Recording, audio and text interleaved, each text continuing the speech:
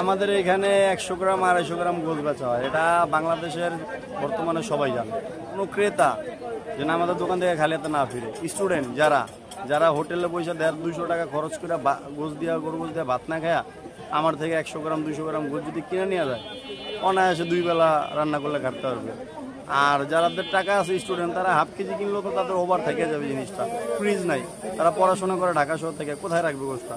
অতএব অল্প নিতে পারবে, অল্প রান্না করতে পারবে, অল্প খেয়ে ফেলতে পারবে।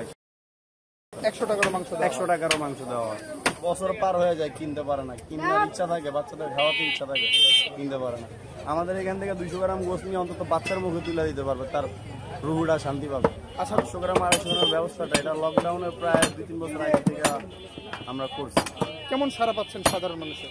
ইনশাল্লাহ সাধারণ মানুষ আমাদের ভালো বলতেছে, অনেকে উৎসাহ দিতেছে যে ভাই আপনারা আরো করেন। কিন্তু এই অল্প গোস কেনার ক্রেতা তো খুব কম, বেশি পরিমাণের না।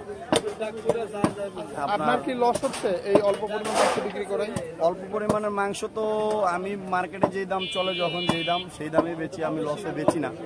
ঠিক আছে, লসে কোনো ব্যবসায়ী বেচে না, তো আমি লসে বেচি না। দেখা যায় 2-1 জনের যদি ভাই আমার একটু হাড্ডিটা দিয়েন না 200 গ্রাম গোসে, আমি ওইটা হয়তো দিলাম না। ওই ক্ষেত্রে আমার লস হবে, লস হইলেও আমি খুশি, কারণ সে তো হ্যাপি।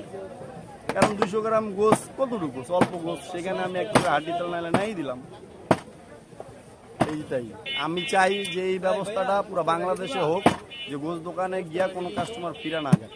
100 গ্রাম 100 টাকার যার যতটুকু প্রয়োজন সেটা যে কিনতে পারে।